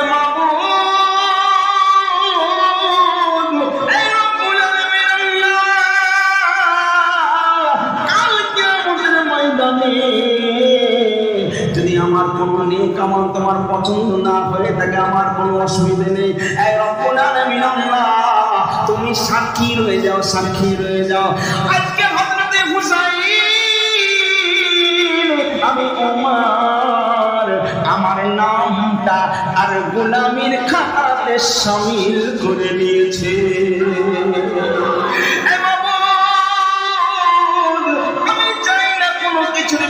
আমি জান্নাতে যাব না, না আমি যেন কাল কিয়ামতের ময়দানে ইমাম হুসাইনের গোলাম হয়ে যেন তোমার দরবারে উঠতে পারি। এই হলো হুসাইন। ভাইরে আমার, ইমাম হুসাইনের আল্লাহ কত বড় মর্তবা দিয়েছেন, কত বড় মর্তবা দিয়েছেন বলে শেষ করা যাবে না। আপনি জানেন আমার নবী তো জাহানের বাদশা নামাজ পড়ছেন, নামাজ পড়ছেন। এমন সময় ইমাম হুসাইন গিয়ে আল্লাহ রাসূল যখন সিজদার মধ্যে গিয়েছেন, আচ্ছা বলুন আমরা যখন নামাজ পড়ি আমরা নিয়ত করে কানের মধ্যে উলা দিই, তারপরে তাহরিমা পড়ি, তারপরে বলি বিসমিল্লাহির রহমানির রহিম, সুবহানাকাল্লাহুম্মা ওয়া বিহামদিকা ওয়া তাবারাকা ইসমুকা ওয়া তাআলা জাদ্দুকা ওয়া লা ইলাহা গায়রুকা সানা পড়ি, আউযু বিল্লাহি বিসমিল্লাহ পড়ে সূরা ফাতিহা পড়ি, তারপরে একটা সূরা পড়ি, তারপরে রুকুতে গিয়ে সুবহান রাব্বিল আযীম বলি কমসে কম 3 বার, সামি আল্লাহু লিমান হামিদা বলে দাঁড়িয়ে যায়, আবার আল্লাহু আকবার বলে সিজদায় যায়, সেখানে কমসে কম সুবহান রাব্বিল আলা, সুবহান রাব্বিল আলা 3 বার আমাদের বলতে হয়। কেউ 7 বার পড়ে, কেউ 3 বার বলে, এর বেশি হয়তো কেউ বলে না। আমার নবী তো জাহানের বাদশা, দুই রাকাত মানে আসরের নামাজ আদায় করছেন, নামাজ পড়তে পড়তে যখন সিজদার মধ্যে গিয়েছেন হুসাইন নানা সওয়ার হয়, সেই সওয়ারির পিঠে হুসাইন চড়ে বসেছে, নানার পিঠে চড়ে খুব মজা পেয়ে গেছে। হুসাইন অত বোঝে না, মনে করলে আমার নানা সওয়ার হয়েছে, এবারে আমার ওটা দরকার। এইবারে নবী যখন সিজদার মধ্যে গিয়েছে সঙ্গে সঙ্গে ইমাম হুসাইন আস্তে আস্তে আস্তে আস্তে নবীজির পিঠের উপরে উঠে পড়েছে। এইবারে নবীজি সিজদার মধ্যে রয়েছেন, সেইখানে জিকির করছেন কার? আল্লাহ। সুবহান রাব্বিল আলা, সুবহান রাব্বিল আলা, মুখের মধ্যে আল্লাহর জিকির, আল্লাহর জিকির, আর নবীর অন্তরে হচ্ছে হুসেন আর হুসেন, হুসেন হুসেন হুসেন। আচ্ছা বলুন, একবার নয় দুবার নয়, ভাইরে আমার সুবহান রাব্বিল আলা পড়ে চলেছে। সাহাবী হুজুররা চিন্তা করছে এত লম্বা নামাজ কোনোদিন পড়াননি, সিজদা এত লম্বা হয়নি, কারণটা কি? কিন্তু নবী সিজদা থেকে মাথা তুলছে না। কিতাবের মধ্যে পড়ে একবার নয় দুবার নয় 72 বার সুবহান রাব্বিল আলা পড়েছে। কত সময় লেগেছে, কত সময় লেগেছে। অনেকক্ষণ পর যখন ইমাম হুসাইন আস্তে আস্তে পিঠ থেকে নামলো, তখন নবী আমার মাথাটা তুললেন, তারপরে নামাজগুলো মোকাম্মল করলেন, নামাজটা পুরো আদা করলেন, সালাম ফিরিয়ে দিলেন। ওই নামাজের মধ্যে কিন্তু আর সহজ সিজদা তিনি করলেন না। বুঝলেন না? নামাজ পড়তে পড়তে যদি নামাজের সূরা ভুল হয়ে যায় সহজ সিজদার প্রয়োজন হয়, যদি কোনো গলতি হয়ে যায় তাহলে সহজ সিজদা করতে হয়। নবীর পিঠের মধ্যে ইমাম হুসাইন, বহুক্ষণ লম্বা লাইন, বহু সময় পার হয়ে গেছে। তারপরে হুসাইন যখন নামলেন, নবী তখন সিজদা হতে মাথা তুললেন, কিন্তু তার জন্য আর সহজ সিজদার প্রয়োজন হলো না, নামাজ মুকাম্মাল হয়ে গেল। জোরে বলুন সুবহানাল্লাহ। এই হলো ইমাম হুসাইন। এই হুসেনকে আপনি চেনেন? এই হুসেনকে আর চিনলেন না। এই হুসেন যদি না হতো, এই কারবালার সরজমিনে যদি সিজদা মানে সার যদি না কাটাতো, আজকে মুসলমান তুমি দাবি করো মুসলমান বলে এই দিন ইসলাম পেতে কোথায়? এই হাদিস কোরআনের বড়াই করো, এগুলো পেতে কোথায়? আজ তাদের অনেক মানুষ আছে যারা তাদেরকে ঘৃণা করে, তাদেরকে পছন্দ করে না।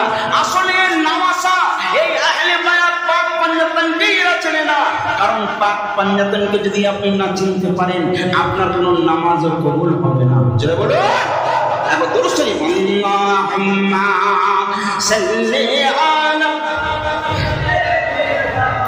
মাওলানা মুহাম্মাদ ওয়া আলা আলি সাইয়্যিদিনা। পৃথিবীর জমিনে কে জান্নাতের রানী হলো? কে খাতুনে জান্নাত ফাতেমা কুবরা, তাই না?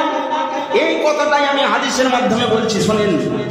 রূপেরই রানী ফাতেমা জননী, নারী কুলের যে শিরোমণি, প্রথম জান্নাত যার আগমনে, শোনো আজ তার কিসা কাহানি।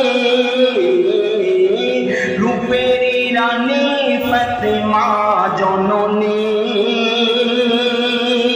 এটা তো আপনারা জানেন।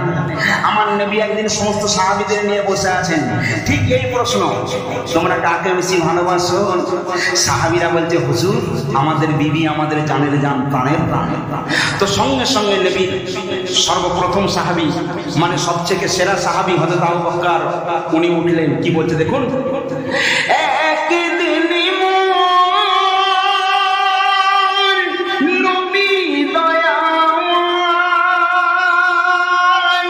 সাহাবী সকল কে ডাকিয়া পায়, কি বলছে? কার বিনাম বলো উত্তম, তাহার রাত বলো না আমায়। এই কথা শোনা পর আবু বকর উঠে কয়, আমার বিবির মতো কেউ নাই। কেন কেন? ইবাদতে তার কাজা নাহি হয়, যখন যা বলি তাই মাথা পেতে নেয়। আমার বিবি তাই সেরা দুনিয়ায়, আমার বিবি তাই সেরা দুনিয়ায়। রূপেরই রানী ফাতেমা জননী। এইবারে ওমরকে বলেন, ওমর তোমার কি মনে হয়? বলে, হুজুর আমার বউয়ের মতো পৃথিবীতে এমন হওয়ার কারণ নেই। হযরত উসমান রাদিয়াল্লাহু তাআলা তিনিও বলছেন যে আমার বেগমের মতো কেউ নাই। যত সাহাবা ছিল সবাই কিন্তু বিবির প্রশংসা করলো। আজকে দেখবেন আমরাও সবাই আমাদের বউয়ের প্রশংসা করি, তাই না? সবাই করি, আমার বউ না ফাটাফাটি, মাথা খারাপ। আবার বউ বলে, আমার স্বামী না একদম পুরো হিরোর মতো দেখতে। এরকম বলে না? বলে না? বলে। সবাই তো বিবির কথা বললো, কিন্তু ওই মজলিসে আর একজন বসে আছে, কে বলুন তো? মওলা আলী মুশকিল কুশা হযরত আলী শেরে খুদাইনি। কে? ইনি হলেন নবীর জামাই, খাতুনে জান্নাতের স্বামী, তাই না? এক কোণে বসে আছেন। নবী তখন জিজ্ঞেস করছেন, এই আলী, আলী বলো কিছু মনে। নবী শেষে জিজ্ঞেস করে, আলী বলো কিছু মনে। সবাই তো বিবির প্রশংসা করলো, তুমি কেন মাথা নিচু করে আছো? আলী তখন মাথা নিচু করে কি বলছে জানেন? শেরে খোদা কয় মাফ করুন আমায়। সর্বনাশ! কেন? আমার বিবির খবর জানা নাই। আচ্ছা, যে জান্নাতের রানী ফাতেমা, তার বিষয়ে আলী কি বলছেন? শেরে খোদা কয় মাফ করুন আমায়, আমার বিবির খবর জানা নাই। কেন কেন? মাঝরাতে ইবাদতে, মাঝরাতে বিছানাতে দেখি না তারে। আলী বলছে, আমরা স্বামী স্ত্রী যখন এক বিছানায় ঘুমাই, মাঝরাতে আর আমার বিবিকে দেখতে পাই না। আচ্ছা, এই কথাটা ভালো না খারাপ? সবার সামনে বলছে কে? আলী বলছে, আর মাঝরাতে বিছানাতে দেখি না তারে। কোথা যায় কোথা থাকে বলে না মোরে। রূপেরই রানী ফাতেমা জননী। সব সাহাবীরা এইভাবে তাকিয়ে আছে। আলী বলে কি? খাতুনে জান্নাত তার বিষয়ে কি বলে? আলী বলছে আমায় মাফ করুন, আসলে আমার বিবি কেমন আমি বলতে পারবো না, কারণ আমি দেখি না, তাই বলতে পারছি না। তারপর নবী কি বলছে? নবীজি কই কোথায় বিবি যায়, তার খোঁজ তো তোমায় রাখা চাই। তুমি কেমন স্বামী, রোজ 12টার পরে বিছানা ছেড়ে তোমার বিবি উঠে চলে যায়, আর তুমি তার খোঁজ রাখতে পারো না, তুমি কেমন স্বামী? এটা তো তোমার খোঁজ রাখা উচিত। তাই আলী কি করছে? চোখ করে আলী ঘরে ফিরে খানা খেয়ে যাই ঘুমোবার তরে। হযরত আলী মনে মুশকিল কুশা খানা খেয়ে নিলেন, চিন্তা করলেন তাই তো আমার বিবি আমার সঙ্গে ঘুমায়, কিন্তু 12টার পর কোথা যাই এই খবর তো আমার রাখা উচিত। তাই আলী কি করছে জানেন? আরে ঘুমাবার চল আলী করে রই পড়ে দইয়া কি বন্ধ করে। কেন কেন? আর দেখিতে হবে রোজ কোথা সে যায়, রাত 12টার অপেক্ষাতে রয়। দেখিতে হবে রোজ কোথা সে যায়, রাত 12টার অপেক্ষাতে রয়। আর ফাঁস হয়ে যাবে ফাতেমার পরিচয়। এই একটা লোকে দিক ওদিক করবেন না, এই ঘটনা আপনারা শুনেন না, খুব মন দিন।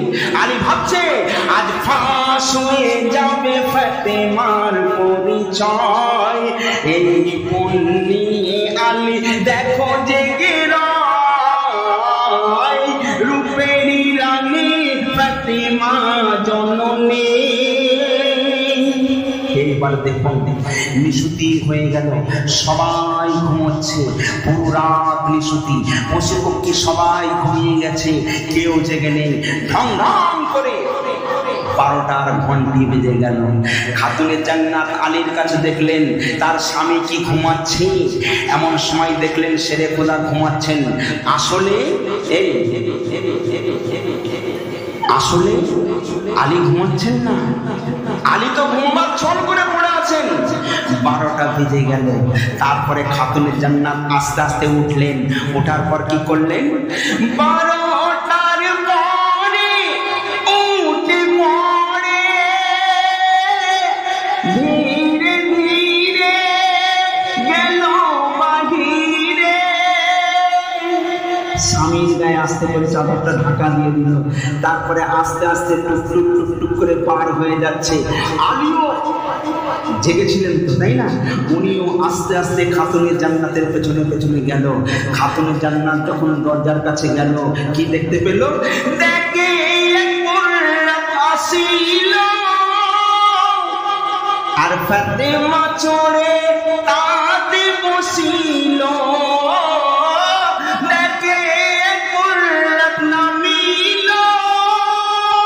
ফাতেমা চড়ে তাতে বসিল। তারপর বোরাকে যাবে এবার উড়িয়া, আর লাভ মেরে আলী তার পানি ধরিয়া। বোরাকে যাবে এবার উড়িয়া, লাভ মেরে আলী তার পানি ধরিয়া। এক আসমান, দুই আসমান, তিন আসমান, চৌঠা আসমানে যখন চৌঠা আসমানে গেল থামিয়া, আলী ফেরে লুকানো গোপনে গিয়া। রূপের রানী ফাতেমা জননী। এবারে আলী শেরে খোদা যখন চৌঠা আসমানে পৌঁছে গেল, খাতুনে জান্নাত যখন ওই বোররাক থেকে নামলেন, নামার পর দেখছে দরজা আর দরজা। যেই খাতুনে জান্নাত দরজার সামনে যায়, দরজা অটোমেটিক খুলে যায়, খাতুনে জান্নাত প্রবেশ করে। আলীও পেছনে পেছনে প্রবেশ করছে। একটার পর একটা দরজা পার করতে করতে করতে করতে করতে করতে বহু দরজা পার হয়ে গেল। এমন সময় গিয়ে দেখছে বিরাট বড় একটা রুম, বিরাট বড় একটা রাজপ্রাসাদ, সেইখানে এমন একটা বড় দরজা, সেই দরজার ভিতরে খাতুনে জান্নাত যেই প্রবেশ করলেন সঙ্গে সঙ্গে দরজা অ্যাটাচ হয়ে গেল। এদিকে পড়ে রয়েছেন হযরত আলী মাওলা মুশকিল কুশা, আর কিন্তু দরজা খুলছে না। আচ্ছা বলুন, আল্লাহ পাক আলী মাওলা মুশকিল কুশাকে কত বড় পাওয়ার দিয়েছেন, কি বলেন? এক কিতাবের মধ্যে পাওয়া যায় একজন মহিলা, তিনি দোকান থেকে সরষের তেল কিনে আনছিলেন, আনতে আনতে হঠাৎ খেয়ে পড়ে গিয়েছেন, তার তেলটা জমিন খেয়ে নিয়েছে, মহিলা কাঁদছে। আমার আলী মাওলা মুশকিল কুশা গিয়ে বলছে, মা গো তুমি কাঁদছো কেন? বলে, বেটা আমি গরিব মানুষ, তেল কিনে আনছিলাম, পড়ে গেছি, তেল মাটি খেয়ে নিয়েছে। আলী মাওলা মুশকিল কুশা ওই জমিনকে ধরে নিচে তার তেল বের করে নিয়েছিলেন। জোরে বলো। আচ্ছা, এত পাওয়ারফুল হস্তি, তার কাছে ওই দরজাটা ভাঙা কি কোনো ব্যাপার আছে? কি গো, এটা তো মামুলি ব্যাপার, তাই না? তো এবার দেখুন কি ঘটনা ঘটছে। শেষে যে দরজা পড়িল, ফাতেমা প্রবেশ যে করিল, বন্ধ হয়ে যায় দরজাখানা, আলে পেছনে আর যেতে পারে না, আলে পেছনে আর যেতে পারে না, শত চেষ্টাও করে ফল হলো না। আলী বলে, কি উপায় বলো রব্বানা,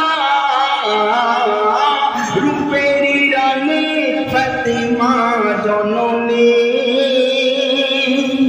আলী চিন্তা করলো, দরজা হেলানো যাচ্ছে না, তার মানে এটাও আল্লাহর পরীক্ষা।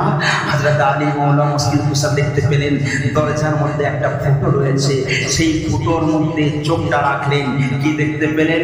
বাইরে আমার অবাক হয়ে যাবেন, যেই খাতুনে জান্নাত এই ঘরের মধ্যে প্রবেশ করলো, মাওলা আলী মুশকিল কুশা দরজার ফুটোর মধ্যে দিয়ে দেখতে লেগেছে খাতুনে জান্নাত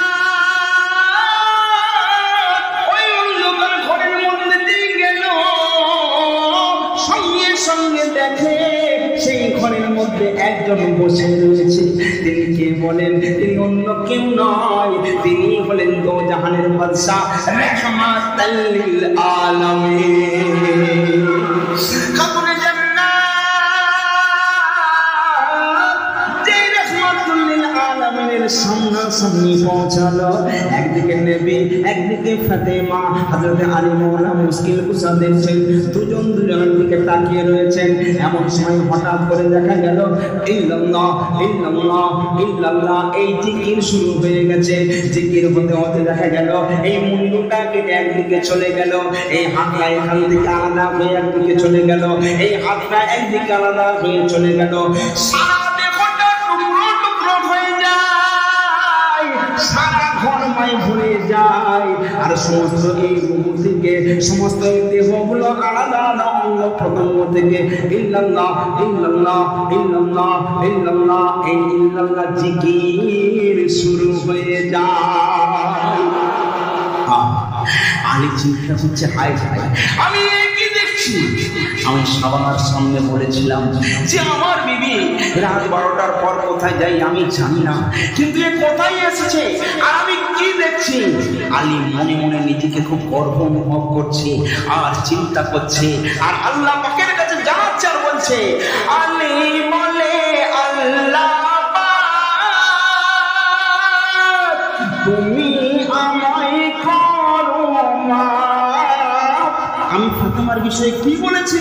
আলী বলছে, আলী বলে, আল্লাহ তুমি আমায় করো মাফ, কারণ আমার ফাতেমা আমারই জান, নারী কুলের কেউ হবে না সমান। আমার ফাতেমা আমারই জান, নারী কুলের কেউ হবে না সমান। আমার ফাতেমা আমারই জান, নারী কুলের কেউ হবে না সমান।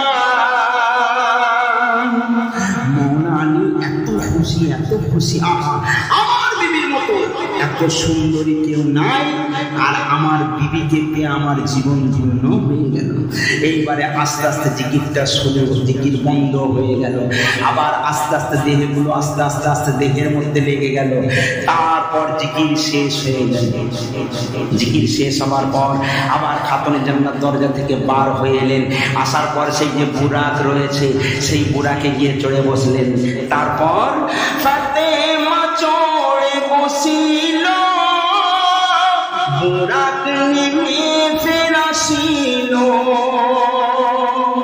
যেই বুরাকে চড়েছে, বুরাক এবার নিচেই নামবে, আলী আবার গিয়ে আগের মতো পাটা ধরে আবার নেমে পড়েছেন।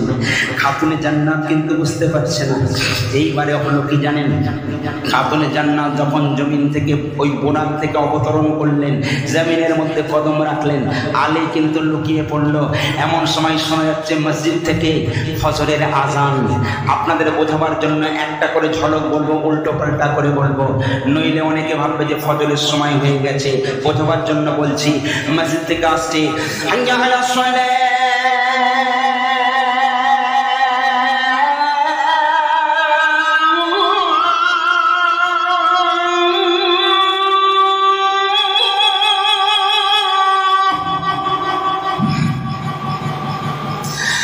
হাইয়া আলা সালাত।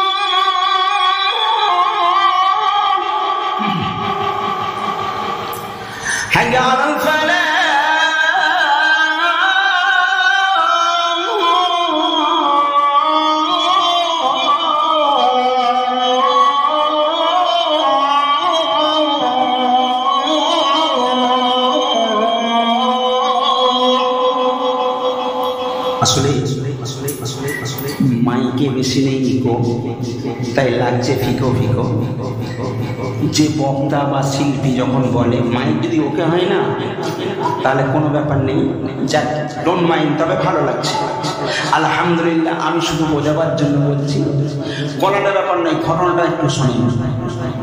আর মুয়াজ্জিন একটা ছন্দ বলছে, কি বলছে, আসসালাতু খায়রুম মিনান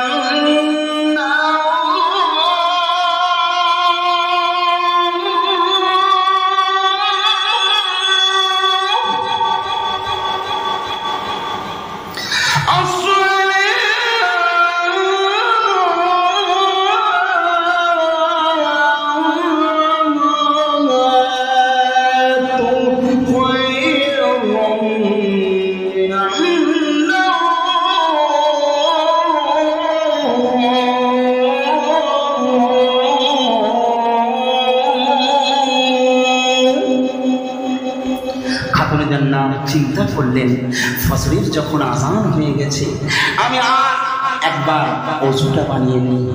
ওযু করতে গেলেন। তারপর ফাতেমা আবার ওযু করে, ফজরে নামাজ আদায় করার তরে। সেই সময় যখন খাতুনে জান্নাত ওযু বানাতে গেছেন, আলী বললেন কি তাড়াতাড়ি করে, যেমন ঘুমিয়েছিলেন বিছানার মধ্যে, গিয়ে সেখানে আবার হুট করে কম্বলটা গায়ে দিয়ে ঘুমিয়ে পড়েছেন। তারপর খাতুনে জান্নাত ওযু করে, ফাতেমা আবার ওযু করে, ফজরের নামাজ আদায় করার তরে। স্বামীকে ডাকে সোহাগ ভরে, উঠে পড়ে আলী নামাজের তরে। রূপের রানী ফাতেমা জননী। খাতুনে জান্নাত ওযু করে এলেন। তারপরে আলীর কাছে যেই গেলেন, আলী কাছে গায়ে হাত দিলেন, আলী জেগে তো রয়েছেন। আলী উঠে পড়লেন, কেউ কিছু কাউকে বলছেন না। মাওলা আলী মুশকিল কোষা মিসওয়াক করছেন বাইরে গিয়ে, আর চিন্তা করছেন ওই রাতের কথা, আমার বিবিকে আমি কি হালতে দেখলাম, আলহামদুলিল্লাহ আমার বিবির মতো কেউ নাই, এই রকম মনে মনে করছে। আর খাতুনে জান্নাত ঝাড়ু কষি করছেন। এমন সময় হাসান হোসেন ছুটে ছুটে গিয়ে বলছে আম্মা জান, আব্বাজানের কাছে গিয়ে বলছে আব্বা জান। বলছে কি ব্যাপার? হাসান হোসেন গিয়ে আব্বাজানকে বলছে আব্বা জান, কালকে আমার নানাজান প্রশ্ন করেছিলেন কার বেগম ভালো, কার বেগম উত্তম, সবাই যে যার বেগমের প্রশংসা করেছে। আব্বাজান আপনি নাকি বলেছেন আমার আম্মাজানের খবর আপনার জানা নেই, আপনি কি জানেন না আমার আম্মাজান কেমন? আব্বাজান আপনাকে বলবো কি? দুই ভাই কি বলছে? হাসান হোসেন বলছে। হাসান হোসেন বলে আব্বাজান আমার আম্মাজানকে আপনি চেনেন না, আমার আম্মাজানের কথা কেন বললেন না আমার নানাজানের কাছে? ও আব্বাজান তুমি শুনি, একদিন আমরা দুই ভাই বাড়ির মধ্যে ছিলাম, আম্মাজানকে বাইনা ধরেছিলাম, মা গো ও মা আমাদের খিদে লেগেছে, তাড়াতাড়ি খাবার দাও। আমাদের আম্মাজান তাড়াতাড়ি করে আমি হাসান আর হোসেন বলছে আমি হুসেন, আমাদের দুই ভাইকে একসঙ্গে খেতে দিয়েছে। আম্মাজান আমাদের কাছে বসে রয়েছে, সামনে আমাদের প্রদীপের আলো জ্বলছে। এমন সময় আম্মাজান আকাশটা কালো অন্ধকারে মেঘেতেছে, যেন ভীষণ তুফান উঠলো, ঝড় উঠলো। সেই ঝড়েতে আমাদের বাড়ির প্রদীপটা নিভে গিয়েছিল, অন্ধকার হয়ে গিয়েছিল। আমরা চিৎকার করে বলি আম্মাজান তাড়াতাড়ি প্রদীপের ব্যবস্থা করুন। আম্মাজান প্রদীপ জ্বালাবার ব্যবস্থা করছিলেন, কিন্তু প্রদীপ জ্বালাতে পারেননি। আমরা যখন চিৎকার করে বলি মা কোথায় গেলে মা, সঙ্গে সঙ্গে আম্মাজান আপনাকে বলবো কি, আমাদের মা খাতুনে জান্নাত ফাতেমাতুজ জোহরা রাদিয়াল্লাহু তাআলা আনহা সঙ্গে সঙ্গে আমাদের দুই ভাইয়ের কাছে এসে ডান হাতের বাম হাতের এই কোণে আঙুলটা বের করে দিলেন। আব্বাজান আপনি অবাক হয়ে যাবেন, আমার আম্মা জানের ওই কোণে আঙুলের মধ্যে এমন জ্যোতি ছিল, সেই জ্যোতিতে আমাদের ঘরটা আলোয় আলোকিত হয়ে গিয়েছিল।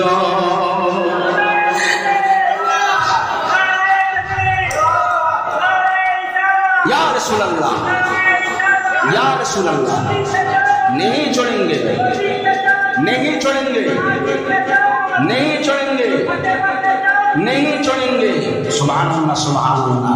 भाईरे আমার হাসান হোসেন বলছে আব্বাজান আমার আম্মাজান কি আল্লাহ কত বড় পাওয়ার দিয়েছিলেন, যার কোণে আঙুলের জ্যোতিতে সারা ঘর আলো হয়ে যায়, তাহলে আম্মাজানের রূপে কেমন জ্যোতি ছিল। আলী তো রাতের খবর নিজের চোখে দেখে এসেছেন, আবার ফাতেমার কথা শুনি আর নিজেকে থাকতে পারছেন না, এত আনন্দ উদ্বেলিত হচ্ছে, মানে এত খুশি আসছে অন্তরে ভাষায় প্রকাশ করতে পারছে না। এমন সময় হযরত আলী আর থাকতে পারে না, খাতুনে জান্নাত ঝাড়ু কষি করছিলেন, সেখানে গিয়ে খাতুনে জান্নাতের কাঁধের মধ্যে দুটো হাত রেখে খাতুনে জান্নাতের মুখে তাকিয়ে রয়েছেন। খাতুনে জান্নাত বলছেন স্বামী আপনি এমন করে আমার মুখের দিকে কি তাকাই দেখেন, তাকিয়ে দেখেন। আলী বলে ফাতেমা রে ও ফাতেমা, আল্লাহ পাক কত রূপ দিয়েছে তোমার। খাতুনে জান্নাত বলছে স্বামী এমন করে কেন আমার রূপের তারিফ করছেন, আমি তো আপনার কাছে এত বড় সন্তানের মা হলাম। আচ্ছা আপনারা কি জানেন, একটা কথা বলে দিই, মা ফাতেমার কটা ছেলে মেয়ে জানেন? আহলে বায়াতের সঙ্গে তো মহব্বত নেই, জানবেন কি করে, একটু বলে দিই। খাতুনে জান্নাত ফাতেমার কটা সন্তান কি, ওনারা ক বোন ছিলেন? ফাতেমারা ছিল 4 বোন। একজনের নাম জাইনাব, তাই না? একজনের নাম কুলসুম, আর একজনের নাম কি বলুন বলুন?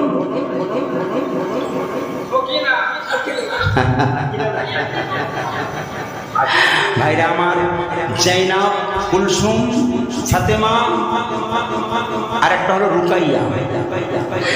তাহলে হ্যাঁ, রুকাইয়া, বুঝলেন না? তাহলে প্রথম বড় হচ্ছে জাইনাব, মেজ হচ্ছে রুকাইয়া, সেজ হচ্ছে কুলসুম, আর ছোট হচ্ছে ফাতেমা।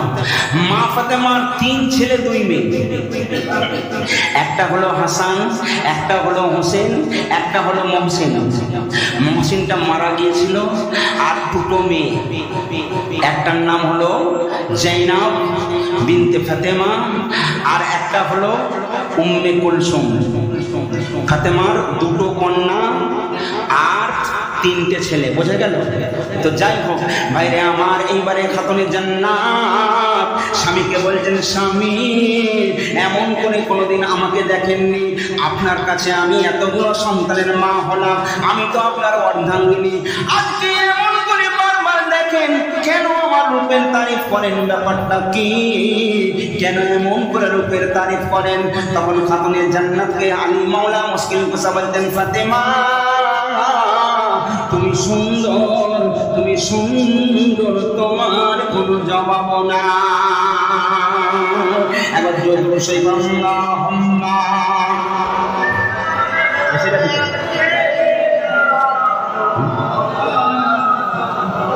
বাইলালে সৈকাত রেডি হবে। মাওলানা মুহাম্মদ হুরপুরি দে ভিড় ধরে না, মামিনার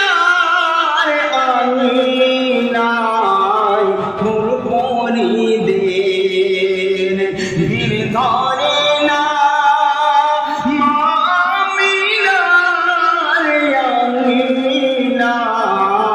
দলে দলে ফেরেশতারা নূর নবীকে সালাম জানায়। আল্লাহুম্মা সাল্লি আলা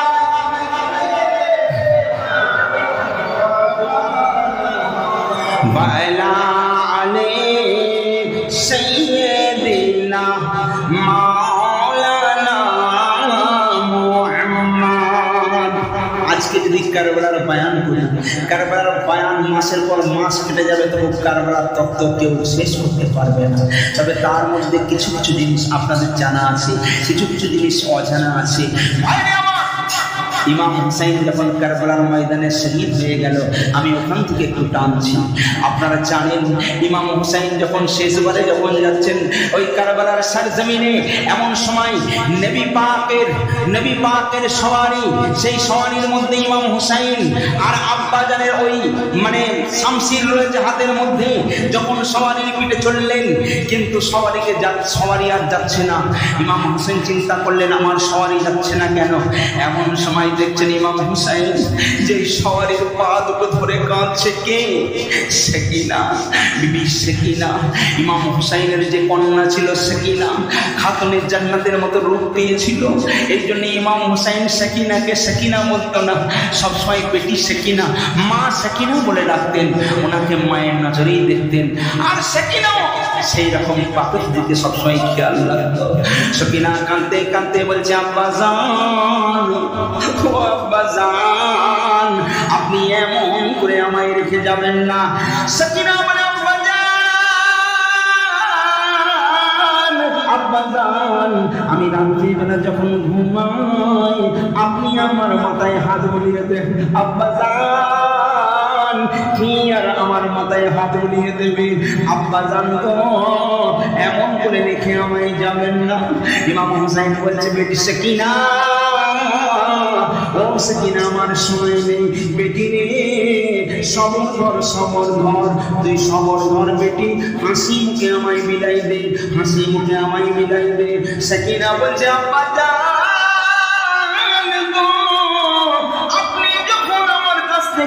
আপনি যখন বাড়ি থেকে কোনো জায়গায় রওনা হতেন, আপনি আমার এই গালের মধ্যে একটা চুম্বন না দিয়ে যেতেন না। আজকে আব্বাজান আপনি কি আমায় চুম্বন দেবেন না? ইমাম হুসাইন বলছে, বেটি কাঁদিস আমি পরে তোকে চুম্বন দেব। এবারে হুসাইন বলছে ছেড়ে দাও। হুসাইনের মনে সকিনার মনে বল পেয়ে গেল। এইবারে ইমাম হুসাইন বার হয়ে চলে গেল। সকিনার মনে বল কি এলো, কে নবীর নওয়াজা জান দিয়ে দেবে কিন্তু মিথ্যা কোনোদিন বলবে না। নবীর নওয়াজা মিথ্যা বলে না। সকিনাকে যখন বলল আমি তোমায় চুম্বন দেব পরে দেব, এই বলে যখন চলে গেল, সকিনা চিন্তা করছে নিশ্চয়ই আমার আব্বা যেন আমায় চুম্বন দেবে। এইবারে কারবালার ময়দানে যখন চলে গেল ইমাম হুসাইন, ওই বেঈমান তাদের কাছে গিয়ে বলতে শোনো, তোমরা আমার নানাকে ভালো কি বাসো না? অবশ্যই তোমরা ভালোবাসো। তোমরা আমার নানার কলমা পড়েছ, তোমরা আমার নানার কথা মতো নামাজ পড়ো, রোজা রাখো, যাকাত দাও, হজ করো, তোমরা যা যা করো তার কথাই করো। তিনি বলেন আমার নানা। আমার নানা বারবার আমাদেরকে ভালোবাসার কথা বলেছে। আচ্ছা বলো, আমরা কি তোমাদের সঙ্গে কোনো দুশ্মনী করেছি? আমরা কি তোমাদের সঙ্গে কি কোনো শত্রুতা করেছি? আমরা কি তোমাদের কোনো ক্ষতি করেছি? আমরা যুদ্ধ করতে এখানে আসিনি। আসো আপসে মিলে নাও। কিন্তু বেঈমান লাগলো হুসাইনের কথা শোনে না। হুসাইন বলছে আমার নানা সর্বদাই বলতো, আমার মোহাম্মদ যদি পেতে চাও আমার আহলে বায়াতকে মোহাম্মদ করো। তোমরা কি তার প্রমাণ ছিলে না? তোমরা কি সেই দিনে হাজির ছিলে না? তোমরা সব জানো, তোমরা সব বুঝো। কেন এই যুদ্ধ, কেন এই লড়াই? যাও যাও। কিন্তু বেঈমানরা বলছে না না, আমরা এখান থেকে যাব না। হুসাইনের সঙ্গে যুদ্ধ শুরু হয়ে গেল। ইমাম হুসাইন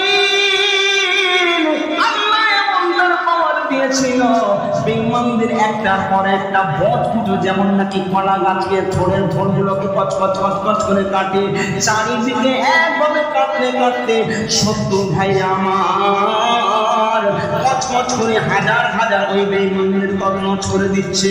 এদিকের সৈন্যরা কাঁপছে, চিৎকার করছে, আজকে সেরে খোদার বেটা, আজকে বাঘের পাওয়া বাঘ যেমন বাঘ ছিল, আজকে ছেলেও বাঘ, আজকে কারো রক্ষা নেই, পুরো শেষ করে দেবে। এইভাবে যুদ্ধ যখন চলতে শুরু করেছে, মুসলধারে যেমন বৃষ্টি হয় আপনি গুনতে পারেন না, তরবারটা ওই রকম বৃষ্টির মতো চলতে শুরু করেছে। কিন্তু ইমাম হুসাইন এমন সময় শোনা যায় আসরের আযান শুরু হয়ে গেল। আল্লাহর নাম যখন বলানো হয়, যখন মসজিদে হাইয়া আলাস সালাহ বলে, তার মানে নামাজের জন্য চলে এসো, সব কাজ দুনিয়ার কাজ কাম ফেলে চলে এসো। যেই আজানের ডাক এসে গেল, সঙ্গে সঙ্গে সেরে খোদার রাখতে জিগার ইমাম হুসাইনের তরবার বন্ধ হয়ে গেল। চিন্তা করলো আর না আর না, কারণ আল্লাহর হুকুম হয়ে গেছে, আমাকে নামাজ আদা করতে হবে। এইবারে হুসাইন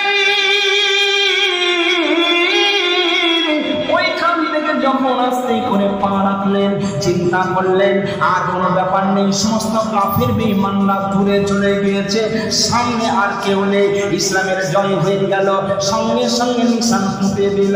নিশান পুঁতে দেওয়ার পর আল্লাহর দরবারে শুকরিয়া আদায় করছে। বাইরে আমার এমন সময় একজন এসে তরবারের পর তরবার চালাচ্ছে, এত তরবার মারছে, এত তরবার মারছে, কিন্তু কোনো জায়গায় তরবারের বিন্দু আঘাত লাগছে না, কোনো জায়গায় তরবার হচ্ছে না। ইমাম হুসাইন সঙ্গে সঙ্গে সেই বেঈমানের হাতটা ধরে নিয়ে বলতে, শোন, কে এমন করে আমায় মারছিস? পৃথিবীর এমন কোনো ছোড়া তৈরি হয়নি, এমন কোনো তরোয়ার তৈরি হয়নি যে ইমাম হুসাইনের কে ক্ষত করতে পারে। তবে আমার নানা জান বলেছিল কারবালার ময়দানে আমি শহীদ হব, তবে আমি জান্নাতে শহীদ হব, তার নাম হবে শিমর, তার বুকের মধ্যে কোনো চুল থাকবে না। তুই কি আমার এইভাবে অত্যাচার করছিস? তোর ছোড়া তো আমার দেহের মধ্যে বসবে না। সঙ্গে সঙ্গে ওই ব্যক্তি কাঁপতে কাঁপতে বলছে, আমার নাম শিমর, আমার নাম শিমর। বলে তোর বুকটা তোর এইরকম জামাটা খোল। খুলে দেখলো, দেখছে বুকের মধ্যে একটাও চুল নেই। বলে আল্লাহর দরবারে লাখো কোটি শুকরিয়া, তুই বলি শিমর, তোর হাতেই আমার প্রাণ যাবে, কোনো অসুবিধা নাই। কোনো অসুবিধা নাই, আজকে আমি একটু নামাজ, শেষ নামাজ আমায় পড়তে দাও। আমি নামাজ পড়ি, আমি নামাজ পড়তে পড়তে আমায় কত আমি নামাজ পড়ি। এইবারে ইমাম হুসাইন যখন সেজদায় যাবে, মারার জন্য তৈরি, ইমাম হুসাইন বলে দিচ্ছে সিমনকে, শোন, মারতে যদি হয় যেখানে ছোড়া বসবে তুই জানিস না, এই একটা জায়গা আমার নানা যান আমার সারা বদনে চুম্বন দিয়েছেন, কিন্তু একটা জায়গা সিমন ওর জন্য রেখে দিয়েছে। এই জায়গাটাই তুই যখন ছোড়া চালাবি আমি আল্লাহর ডাকে সাড়া দিয়ে চলে যাব।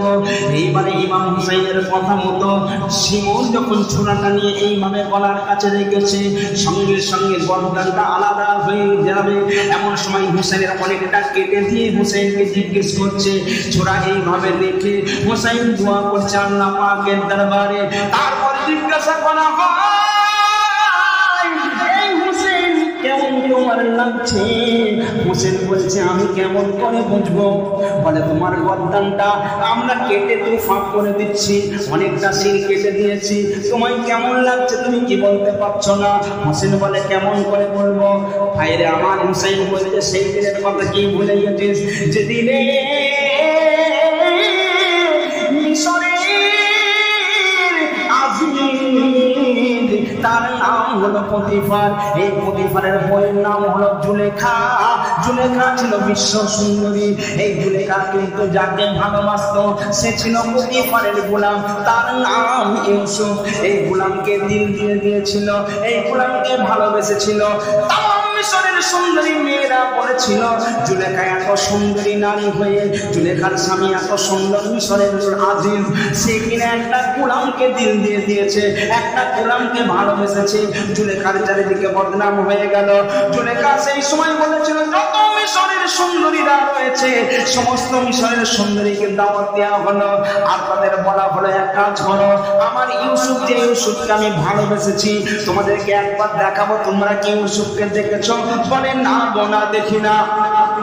এইবারে লাল দরবারে সমস্ত সুন্দরী মহিলাদের বসিয়ে দেওয়া হলো, প্রত্যেকের হাতে একটা করে কমলা লেবু দেওয়া হলো, আর একটা করে ধারনা ছুরি দেওয়া হলো। বললো, কি করব? বলে, আমি যখন বলবো এই ছুরার তেল দিয়ে এই লেবুর কোষাটা ছাড়িয়ে লেবুটা খাবে, তাহলে আমার ইচ্ছা পূর্ণ হয়ে যাবে। সমস্ত মহিলারা বসে আছে, ঠিক আছে, আর সবাই স্মৃতি করছে জুলেখাকে। এই জুলেখা কি প্রমাণ করতে চায়? কেন বা আমাদের ছোড়া দিল, কেন বা লেবু দিল? এমন সময় জুলেখা যে ইউসুফ বলে ডেকেছে, হযরত ইউসুফ আলাইহিস সালাম ফলের ঝুল নিয়ে যখন জুলেখার দিকে আসে, সমস্ত সুন্দরী মহিলারা ইউসুফকে এক ঝলক দেখে বলছেন, না গোনা, এ আমরা কি দেখছি? এ তো মানুষ হতে পারে না, এ তো জিন নয়, এ নিশ্চয়ই আল্লাহর কোন ফারিস্তা, আল্লাহ নিজে হাতে মনে হয় একে গড়েছে। এইরকম সবাই বলছে। আর লেবু কাটছে, কে একটা আঙুল, কে দুটো আঙুল, কেউ তিনটে আঙুল, কেউ পাঁচটা আঙুল কেটে দিয়েছে। জুলেখা সবার হাতের দিকে দেখছে, সমস্ত মহিলারা ইউসুফের দিকে তাকাচ্ছে। তারপর যখন ইউসুফ চলে গেল, মেয়ে দেখারে বলছে, কি দেখলে? বলে, কি দেখলাম? কি দেখলাম? কি দেখালে? বলে, হাতের দিকে তাকাও। যে হাতের দিকে তাকাই দেখে কেউ একটা, দুটো, তিনটে, চারটে, পাঁচটা পর্যন্ত আঙুল কেটে ফেলেছে। হুসাইন বলতে সিমনকে, সিমান তুই বল বল বল বল বল, যে মেয়েগুলো ইউসুফের রূপ দেখে আঙুল কেটে ফেলেছে, কোনো খেয়াল নেই, বেখেয়াল হয়ে গেছে, আঙুল একটা চারটে কেটে ফেলে দিয়েছে, ইউসুফের রূপ দেখে পাগল। আজকে হুসাইন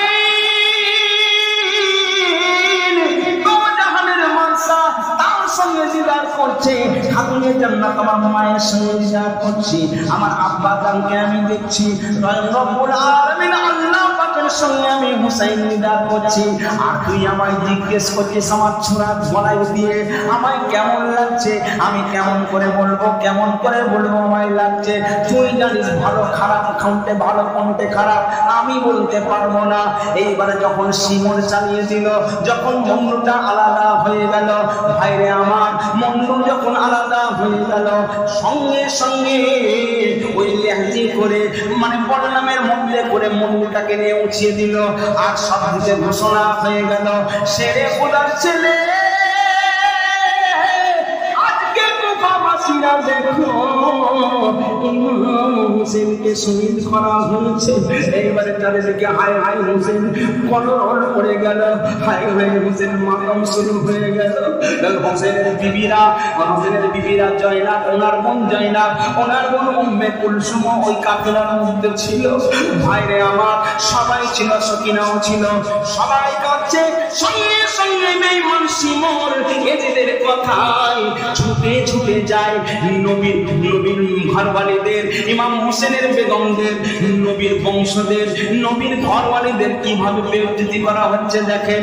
আচ্ছা বলুন, আপনাদের গ্রামে যদি কোনো সন্তানের মা মারা যায়, বাপ মারা যায়, গ্রামের লোক নিয়ে সন্তানের মাথায় হাত বুলায়, তাকে সান্ত্বনা দেয়, তাই না? তাকে চুম্বন দেয়। কিন্তু কত বড় বেঈমান সাকিনা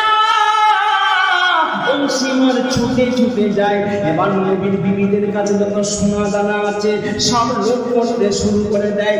পর্দা খুলে নেওয়া হয়, কন্যা খুলে নেওয়া হয়, ফিরে করতে নিয়ে আসে। ছোট্ট সকিনা ছুটে ছুটে আসে। ওই বেঈমান সীমা খিটেছে, সকিনার কানটা কেটে রক্তাক্ত হয়ে গেছে। সবাইকে যখন বেঁধে ধরে ওই পিঠের মধ্যে নিয়ে যায়, এমন সময় সবাই সকিনা বলছে, আমায় বাঁচছ কেন? আমার আব্বা জান কোথায়? আমার আব্বা জান কোথায়? কাঁদে। সবাই বলছে, আজকে তোমার আব্বা জানকে কতল করে দেওয়া হয়েছে, শহীদ করে দেওয়া হয়েছে। সকিনা বলে, না গো না, চুম্বন দেবেন, আমি ফিরে এসে চুম্বন দেব। আমার আব্বা জান কোনোদিন মিথ্যা বলতে পারে না, আমি কারো কথা বিশ্বাস করি না। এইবারে হিড়ির করে সকিনাকে নিয়ে যাওয়া হলো। এমন সময় মুন্ডুটা নিয়ে আসা